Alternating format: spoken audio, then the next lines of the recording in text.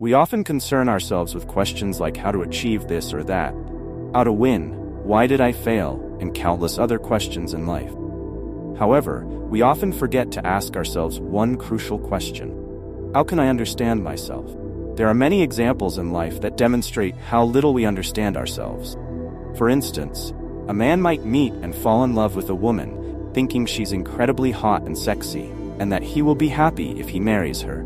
But after marriage, although she remains hot and sexy, he realizes that what he truly needs when living with her is something entirely different. She likes to be pampered, she doesn't understand him, and gradually, even though he holds her in his arms, the emotional distance between them feels vast. So, where does the problem lie?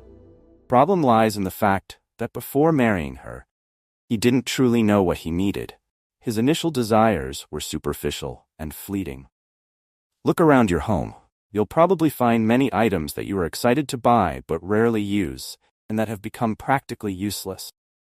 I once saw a Best Buy advertisement for an oven with some interesting technology. Watching the ad, I imagined all the fun I'd have with that oven, making dishes my way, inviting friends over to try out new recipes. But after buying it, years later, while cleaning the house, I found the oven had become rusty and broken, even though I had only used it once.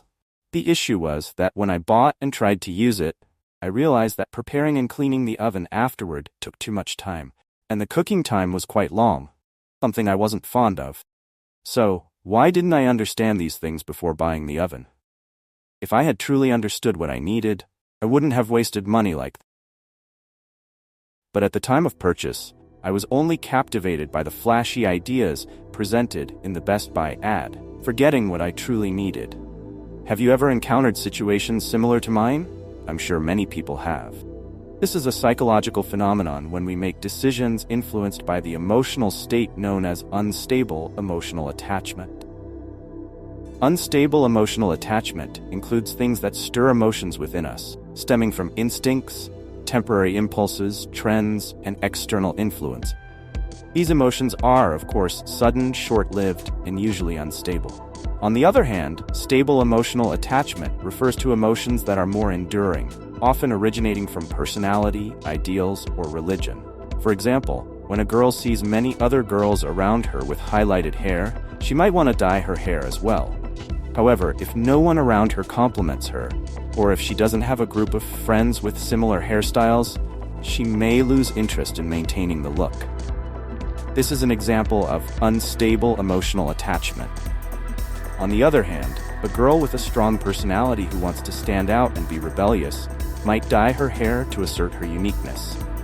Even if no one praises her or supports her decision, she might continue to dye her hair, regardless of the opinions of others. This is an example of stable emotional attachment. But what about us? Do we understand which of our emotions are stable emotional attachments and which are unstable emotional attachments? Stable emotional attachment is closely related to logical attachment. Simply put, we often create logical reasoning to justify stable emotional attachment, making it more stable and enduring because we reinforce it with logical arguments. In contrast, unstable emotional attachment usually lacks the thorough logical reasoning of stable emotional attachment, making it inherently less stable. However, even though it is unstable, it can continuously resurface, especially asserting its role when people are in moments of impulsiveness, losing rationality. For example, a friend might understand that smoking is harmful to his health, but when he goes to a bar with a group of friends and gets caught up in the atmosphere, he might pick up a cigarette and smoke like everyone else around him. However, our logical reasoning develops over time. The more experiences and events we encounter in life, more our logical reasoning evolves, but it develops in two distinct ways. 1. The ability to observe, recognize, and draw increasingly refined and effective conclusions. 2.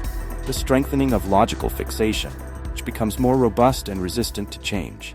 This, in turn, leads to the area of sustainable emotional fixation becoming more stable, while the area of unsustainable emotional fixation gradually shrinks and diminishes.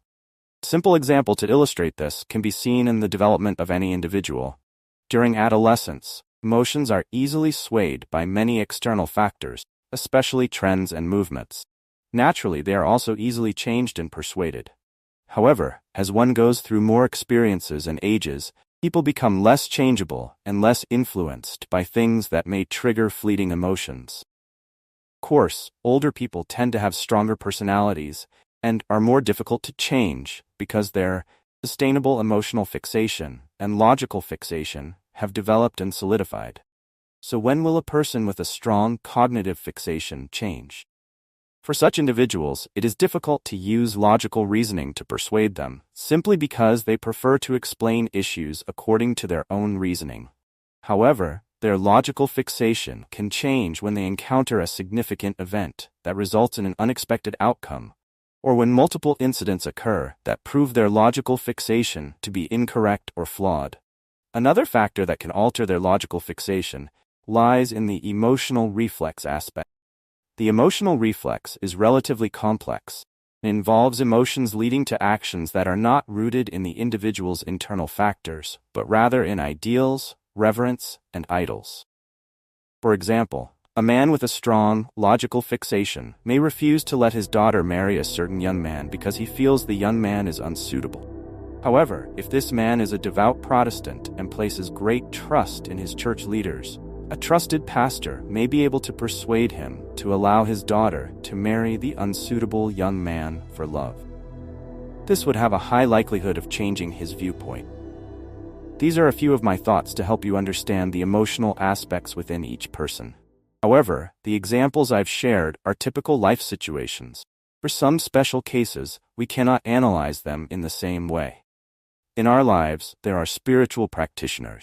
When I mention spiritual practitioners, you may think of religions like Buddhism, Christianity, Protestantism, Islam. However, if you are a follower of a religion, it means your emotional reflex is already relatively strong, meaning that the factors leading to your actions are still influenced by the emotional reflex of the religion you revere.